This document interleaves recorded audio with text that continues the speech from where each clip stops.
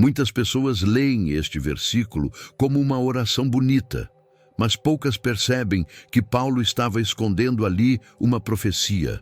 Ele não estava apenas desejando bênção, estava apontando para um tempo em que só aqueles íntegros em espírito, alma e corpo seriam preservados até a vinda de Cristo.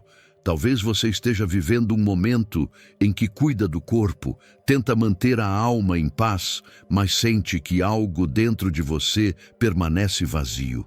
E se essa falta não for emocional nem física, mas espiritual? E se for justamente aí que está o ponto-chave para sobreviver aos dias que virão? Essa passagem não é sobre religião de aparência. É um mapa secreto, uma ordem divina para restaurar a vida de dentro para fora. Primeiro o espírito, o santo dos santos da sua existência, depois a alma e, por último, o corpo. Inverter essa ordem pode ser fatal nos últimos tempos. Poucos percebem, mas 1 Tessalonicenses 5:23 não está apenas nos convidando a sermos melhores, está nos convocando para uma preparação urgente, uma preparação que começa em silêncio, no lugar onde ninguém vê, mas que decide o destino eterno. Hoje vamos caminhar verso a verso, revelando o significado dessa tríplice preservação. E você vai descobrir por que Paulo organizou essas palavras nessa sequência e o que isso significa para a sua vida agora. Antes que seja tarde. Paulo não fala ao vento. Ele escreve como quem enxerga o que ainda não aconteceu, mas já respira no Espírito. Ao desejar que todo o ser seja santificado, ele não está apenas liberando um voto de paz. Está anunciando um tempo em que só os íntegros em espírito, alma e corpo serão preservados. É como se dissesse: prepare-se, porque chegará o dia em que só permanecerão de pé aqueles cuja essência foi purificada até o último canto do coração. Essa santificação completa não é um enfeite espiritual, mas um selo de sobrevivência. Imagine um agricultor que, antes da tempestade, seleciona os frutos maduros e íntegros, separando-os dos que estão partidos por dentro. Assim, é o filtro divino que Paulo antevê. Não será o título, nem a posição, nem a aparência que preservará, mas a integridade invisível diante de Deus. Paulo escreve como quem ora e profetiza ao mesmo tempo, e isso não é comum. Quando ele diz seja conservado irrepreensível, não é só um desejo de bem-estar. É um alerta de que haverá um teste e poucos passarão. É como um general que, antes da batalha, fala aos soldados com tom de bênção, mas nos olhos carrega a seriedade da guerra que se aproxima. Talvez, para alguns, essa mensagem soe suave, mas quem tem ouvidos espirituais percebe que há peso nessas palavras. O mundo não vê a urgência, mas quem vive conectado à promessa sabe que Paulo está apontando para um cenário profético, tempos em que a santidade não será opcional, mas a única proteção real. Nos bastidores dessa frase, há um chamado para limpar as mãos, alinhar os passos e ajustar a lâmpada. Não basta querer estar com Deus, será preciso ser encontrado nele, inteiro. Paulo não está jogando palavras bonitas no papel. Ele está selando uma convocação para um povo que, mesmo disperso, será identificado pelo brilho da santificação. Quem lê apressadamente pode pensar, que oração bonita. Mas quem lê no Espírito entende. Essa é a senha para sobreviver ao que virá. É como um código escondido em um simples verso, um manto de advertência e promessa. A questão é, quem estará disposto a vesti-lo antes que seja tarde? Porque, no fundo, Paulo já está nos conduzindo a algo mais profundo. Se a ordem é espírito, alma e corpo, por que começar pelo espírito? Paulo não escreve ao acaso. Ao colocar o espírito antes da alma e do corpo, ele traça um mapa, quase como um roteiro secreto para a sobrevivência espiritual. É como se dissesse, se quer restaurar a casa, comece pelo alicerce, não pela pintura. O espírito é a fundação invisível de tudo o que somos, e sem ele fortalecido, a alma vacila e o corpo cansa. Muitos, na ânsia de encontrar paz, correm primeiro ao corpo. cuidam da alimentação, do sono, da aparência e acham que isso trará descanso verdadeiro. Outros mergulham na alma, terapia, autoconhecimento, motivações diárias. Tudo isso é bom, mas Paulo inverte a lógica humana. Ele sabe que o que está no espírito se derrama sobre a alma, e o que enche a alma se reflete no corpo. É como uma fonte de água pura. Se a nascente é contaminada, todo o rio carrega impurezas, mesmo que a superfície pareça cristalina. Assim, também acontece conosco. Podemos aparentar saúde física e equilíbrio emocional, mas, se o espírito estiver seco ou poluído, a vida inteira perde sabor e direção. Na prática, priorizar o espírito significa abrir espaço diário para o diálogo com Deus. Não apenas orar como obrigação, mas buscar a presença que restaura por dentro. Um espírito alimentado pela palavra, afinado pela oração e sensível à voz divina, se torna um farol para a alma e um escudo para o corpo. Paulo, conhecedor de lutas e prisões, sabia que quando o corpo é açoitado e a alma sofre, só um espírito fortalecido sustenta de pé.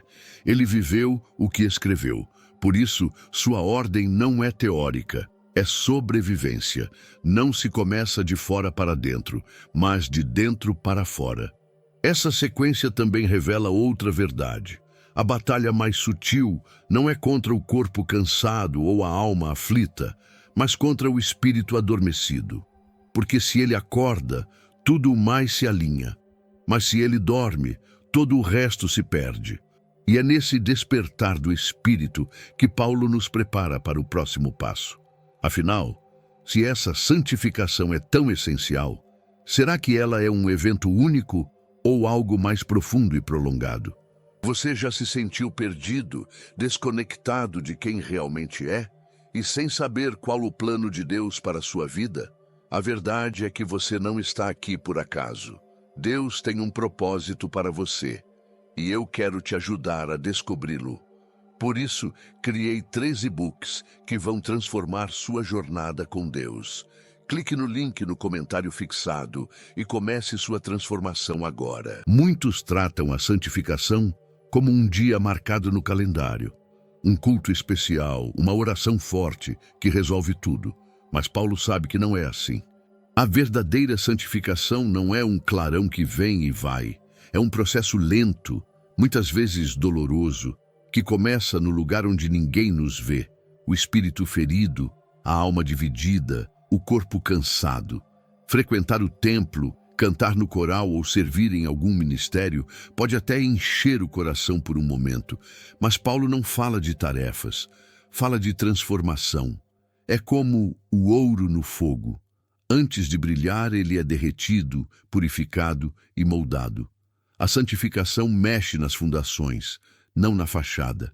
No dia a dia, isso significa que Deus não se limita a limpar as áreas que mostramos para os outros. Ele quer abrir as portas trancadas do nosso interior, expor o pó que escondemos debaixo do tapete e lavar com a água viva o que ainda cheira à morte. É um processo silencioso que exige paciência e rendição.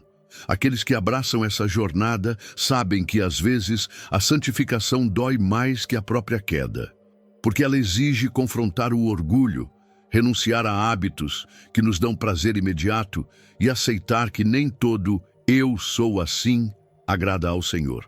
Não é à toa que poucos aceitam viver isso por completo. Paulo não promete facilidade. Ele viveu açoites, prisões, traições e abandonos, e em tudo isso a santificação continuava.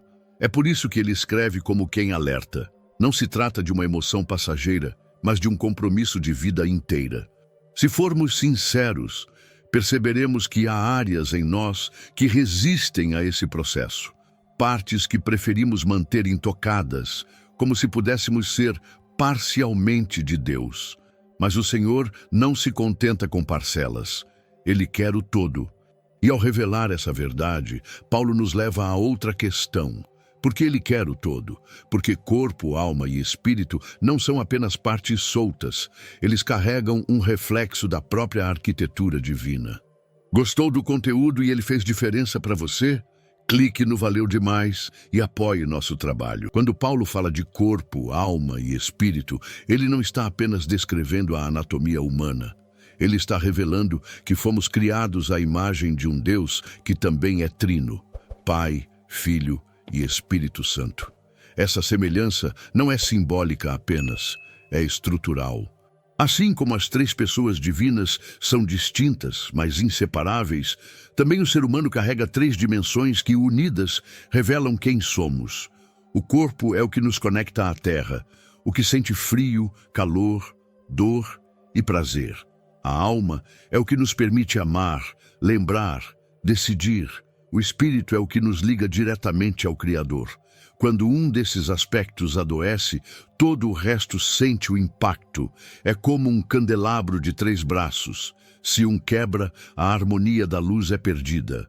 Esse reflexo da Trindade não é um detalhe estético, é um propósito. Deus nos fez assim para que fôssemos capazes de experimentar sua plenitude, sentir seu toque, compreender sua palavra e ouvir sua voz. Quando vivemos com essas áreas alinhadas, somos como um templo que recebe o vento do Espírito sem resistência. Mas, ao mesmo tempo, essa arquitetura nos torna vulneráveis. Porque se o inimigo não consegue tocar o corpo, ele ataca a alma. Se a alma resiste, ele tenta atingir o espírito. Paulo entende isso e por isso nos chama a preservar todas as partes irrepreensíveis, não apenas uma. No cotidiano, essa consciência muda tudo.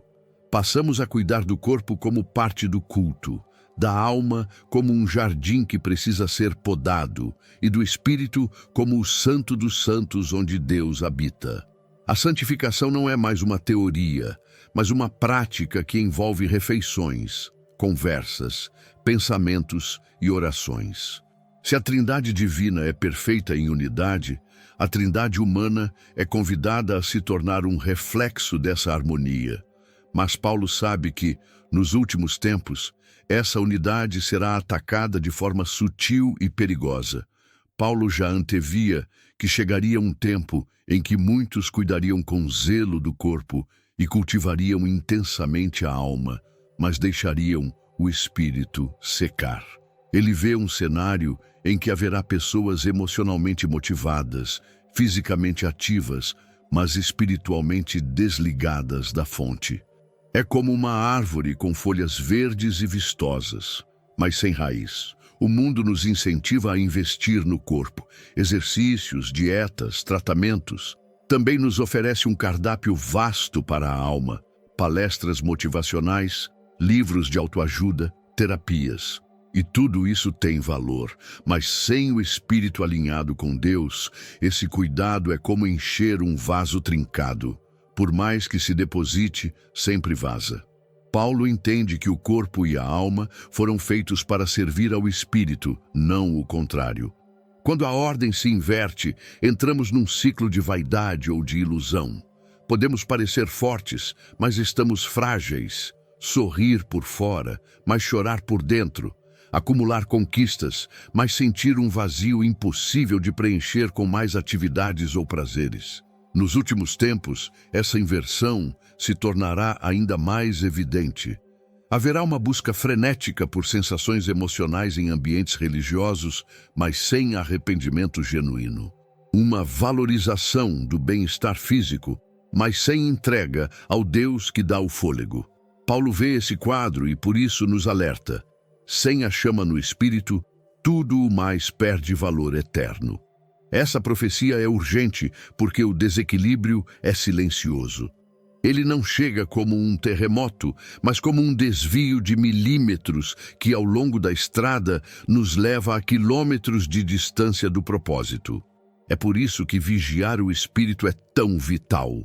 E quando o espírito é negligenciado, o que deveria ser claro se torna confuso. É aí que entra outro alerta escondido no versículo. O silêncio do Espírito pode nos impedir de compreender até mesmo a vinda de Cristo. Paulo sabe que uma alma pode desejar ardentemente a volta de Jesus, e um corpo pode até se preparar para os eventos finais, mas só um espírito desperto ouvirá o som da trombeta. É como um músico afinando apenas parte do instrumento. Na hora do concerto, a melodia sairá distorcida. Assim também será no grande dia. Muitos terão expectativa, mas poucos terão sintonia. O silêncio do espírito não é ausência de atividade religiosa.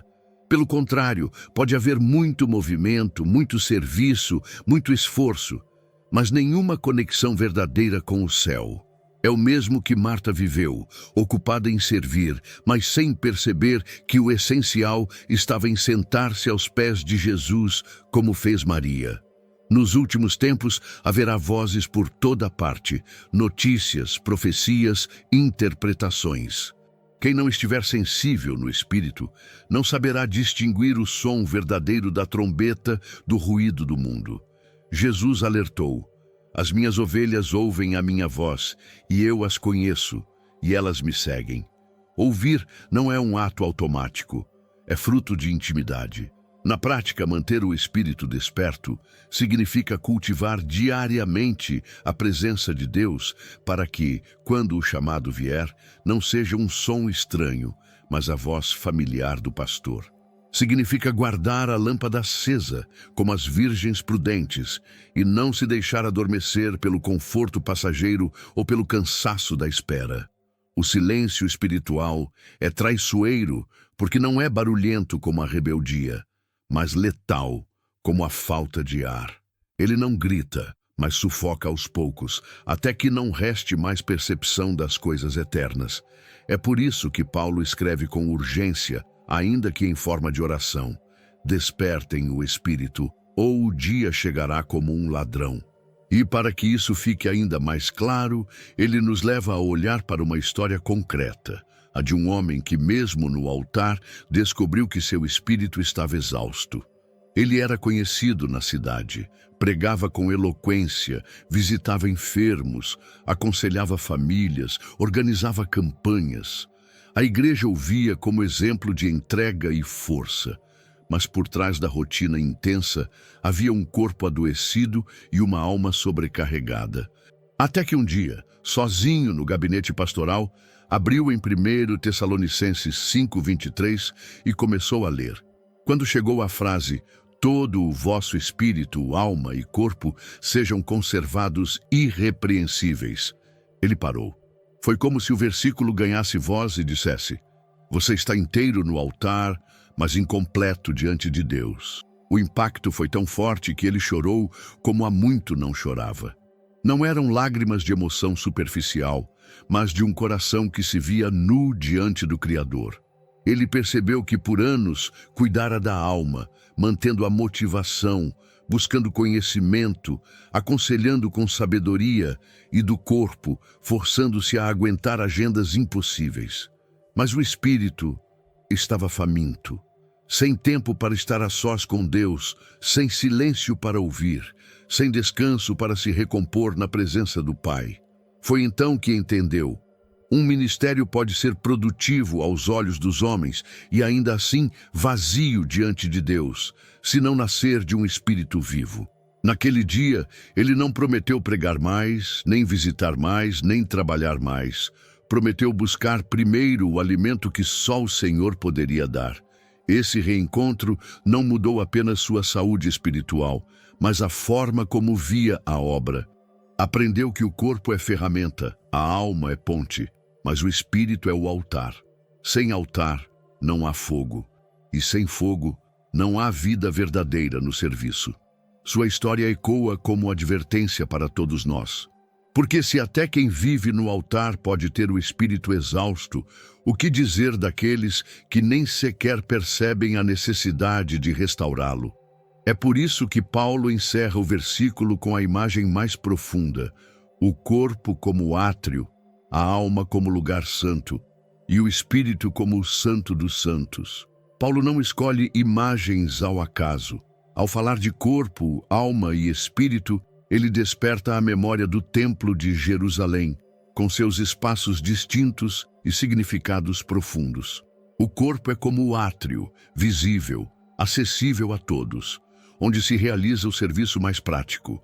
A alma é como o lugar santo, um espaço de luz, onde o incenso e a mesa de pães revelam comunhão e adoração.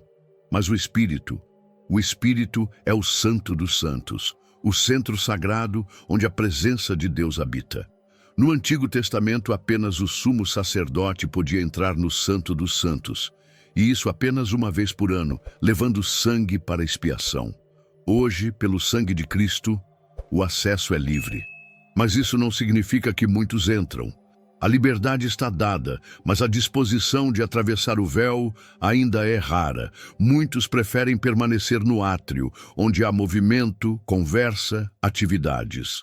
Outros ficam no lugar santo, cercados de luz e aroma, mas sem ousar atravessar para o encontro mais profundo.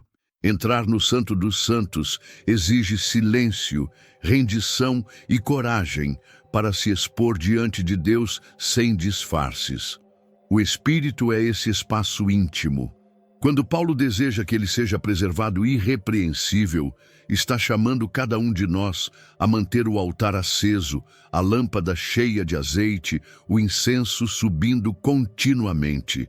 Sem isso, todo o culto se torna forma sem vida.